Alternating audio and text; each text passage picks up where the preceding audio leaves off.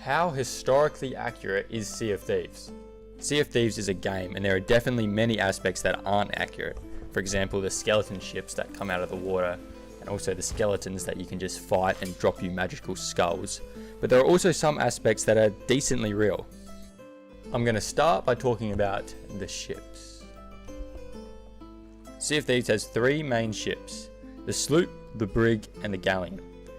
The sloop by far was the most commonly used ship by pirates. This is mainly because it was difficult to get your hands on anything bigger, and also because pirates didn't really need anything bigger. Pirates didn't actually really want to sink ships, because if you sink a ship, all the treasure goes down with it. The most common tactic used was pretty much just overwhelming the other crew with yours. So pulling up in a small ship packed full of crew would often just lead to the other crew surrendering and you getting everything anyway. Sloops were also much more agile than bigger ships, which allowed them to move through shallow waters and hang around the coast, which bigger ships couldn't do. Blackbeard used this strategy sailing on a sloop named the Adventure. He managed to lure a naval ship onto a sandbank in which it got stuck, and then he was able to open fire upon it. Although if you were successful enough and had a big enough crew, you could get a bigger ship such as a brigantine or a galleon. Blackbeard famously sailed on another ship called the Queen Anne's Revenge, which by the standards of Sea of Thieves would definitely be considered a galleon. It was able to hold somewhere around 300 men and 40 cannons. Although pirates would just sail whatever they could get their hands on. If it was a frigate, a clipper, a schooner or a sloop, they'd just sail whatever they could get. The main difference between Sea of Thieves and real life is the layout of the ships. Pirates would modify them to make them perfect for pirating. They'd cut down the decks to make them faster, they'd add as many cannons as they could, and they'd rearrange the lower decks to maximise space to pack as many crew in as they could. So apart from the fact that Sea of Thieves crews are extremely small, and there's obvious room for more cannons on most ships, they actually are decently accurate for the time.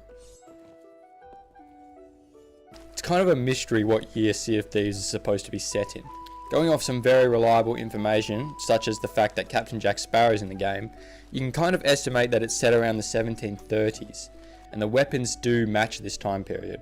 When you think of pirate weapons, you probably think of the sword, and that's for good reason, because the sword was the main weapon of the time, and it was not just used by pirates, it was used by everyone.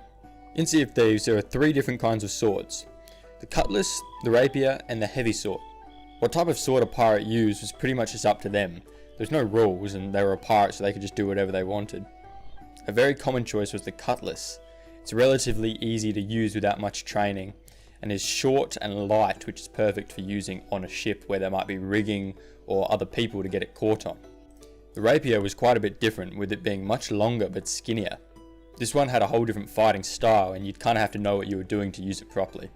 And the heavy sword is probably supposed to be some sort of long sword or a broadsword, which were all around at the time. So the sword that was used would vary from pirate to pirate, although if you had grown up using a cutlass and knew how to use one, you would probably just continue doing that. It would also be dependent on what swords you had access to. For example, if you were capturing a whole lot of Spanish ships, you would probably have a good supply of rapiers, and maybe your whole crew would just switch to using them. You'd also have to think about what sort of ship you were fighting on. If you were fighting on a small ship below deck with rigging everywhere and heaps of men, you were probably not going to want a massive heavy sword. Something smaller and lighter like the cutlass would work better in that scenario. The next weapon is the flintlock pistol, which pirates love to use. In Sea of Thieves, you're able to fire it 5 times with a reload time of about a second in between your shots. I'm sure pirates would have loved to do this, but unfortunately it took a lot longer than that in real life. If you were extremely fast and knew what you were doing, you could maybe reload it in about 20 seconds. You'd have to have everything on you as well. So if you had boarded someone's boat, fired a shot, you would have to stand on their deck for about 20 seconds to reload. This was just not viable, as that was plenty of time to get cut in half by a sword.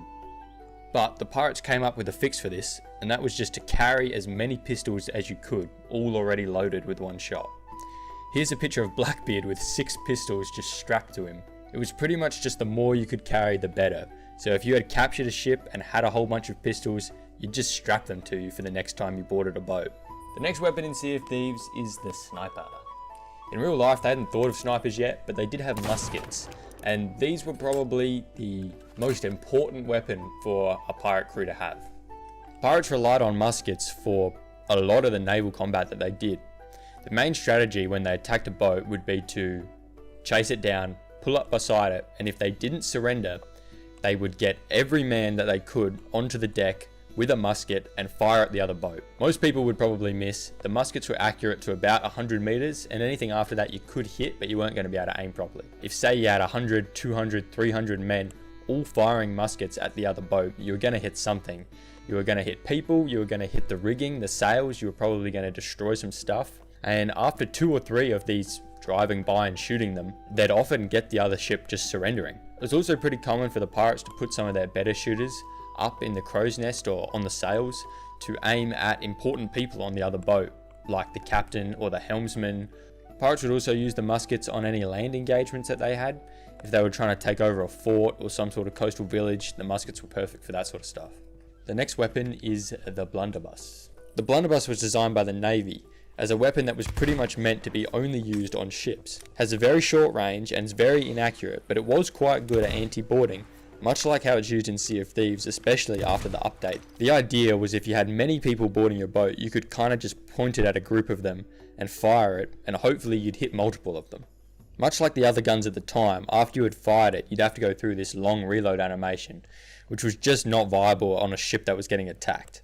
It was pretty much just like a mini cannon that fired scatter shots, and there's many records of people not realizing how powerful it was and injuring themselves while using it because of the recoil. It does seem that it's kind of blown out of proportion how much it was actually used. It definitely was, but the fact that it was big and heavy could kind of be a hindrance in some situations. Imagine you were boarding an enemy boat. If you decided to bring this thing with you, you'd have to hold it with both hands. You'd get one shot, which might just hit nobody, and then you'd be done with it. You just have to chuck it on the ground. You'd probably much prefer to board holding a flintlock in one hand and your sword in the other. Sea of Thieves also has throwable weapons, the firebomb and the blunderbomb. Now the firebomb definitely was not used. Pirates were mega scared of fire because obviously everyone's ship was made of wood. Yes, the enemy's was, but so was yours. They definitely were not going to craft firebombs on their ship and attempt to throw it at the other one. They would even go to the extent of never having any unsupervised lanterns on the ship anywhere because they were so scared that something would catch on fire and you were done for if that happened out in the middle of the ocean. Although the blunderbombs are very real. These are probably based off the early grenades which pirates did use. If you were being attacked by pirates and were getting boarded, it was a common strategy to retreat below deck with all your men and sort of bunker down and turn into a fort. This would then leave the pirates on the top deck of your ship, with you guarding all the loot down below. Pirates would then try to find any gaps or even cut open the deck and start throwing grenades down at you to clear out the people before they went down and fought. Now I'd love for the Sea of Thieves weapons to just end here, because up until this point they are all very accurate and they've obviously done that on purpose to keep it in the time period. But unfortunately over the last few months some new weapons have been added. The throwing knives aren't too bad. Almost every pirate would have had a knife on them if it was for maybe cutting ropes or carving things, or maybe as a last resort in a fight, but they definitely weren't boarding enemy ships and just throwing them around. Now the double barrel pistol just wasn't really around at the time, and I've never heard anything about pirates using them. It definitely was used in the 18th century, and maybe there was some sort of prototype version that they had when the pirates were at their peak. But chances are it would have been rare to find, it would have been expensive, and probably would not have been as reliable as just a single barreled flintlock, which they would have preferred. The blowpipe is just kind of silly. They obviously definitely were invented at the time of pirates, but it would kind of be like using a blowpipe now. You just wouldn't do it. You've got guns, you've got grenades, you've got swords. There's no reason to use a blowpipe. For some reason they couldn't get their hands on guns or anything like that, you'd probably use a bow or some sort of crossbow. You were never going to use a blowpipe. That wouldn't have even been the thing that crossed their mind. You might think that the grapple gun sounds like the most made up weapon, but it's actually based off a real thing that they had at the time, which was grappling hooks. They weren't fired out of a gun, but they were just thrown to the other ship and could be used to draw them together. When two ships were near each other, if they wanted to board, they could throw grapple hooks over to the other ship and then literally just pull the ships together and climb aboard. The next thing I want to talk about is the gameplay. Real life pirate gameplay was quite a bit different to Sea of Thieves gameplay. Unfortunately, pirates didn't actually have world events or skeleton forts that they could go and get loot from. Neither did they have missions where they could go dig stuff up. It's actually a bit of a myth that pirates even had buried treasure. There's only a few instances recorded ever where pirates had buried treasure, and they went and dug it up a few days later anyway. Pretty much the only way pirates got their money was from stealing it from other ships. They would hang out in areas that they knew trade came through and wait for possibly months before they saw anything.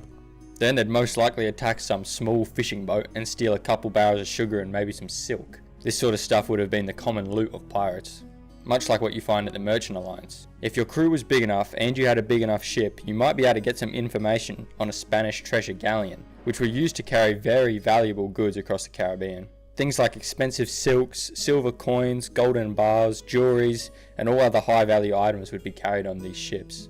If you could manage to catch one and make them surrender, you'd be in for some good money. Another thing I want to talk about is the clothing. Pirates didn't dress exactly how they do in the movies, but it's not too far off. They would try and wear something practical for the environment and the work they were doing, because it's normally quite warm in the Caribbean, and they'd have to be wearing something loose enough to be able to move around on the ship. So something like some baggy shorts, maybe a long sleeve shirt, a belt to tuck your weapons into, and some sort of hat or bandana to keep the sun off would have been pretty common. Although if you were able to capture a fancy ship with some fancy passengers, you might be able to steal yourself some nicer clothes. Pirates definitely liked dressing up when they were on land and went to parties or to the tavern. Here you could probably find them wearing more colourful jackets, maybe a more colourful hat, the jewellery that they had stolen, and anything fancy that they wanted to show off. Although they certainly wouldn't be wearing this out on the sea on a boat for months on end. So overall, Sea of Thieves actually has some aspects that are pretty realistic, which is why I wanted to make this video. Of course it's a game, and there are many parts that are made up, but obviously care has been taken to try and keep it in the right time period for the most part. If you enjoyed this video, maybe consider subscribing, otherwise I'll see you guys around.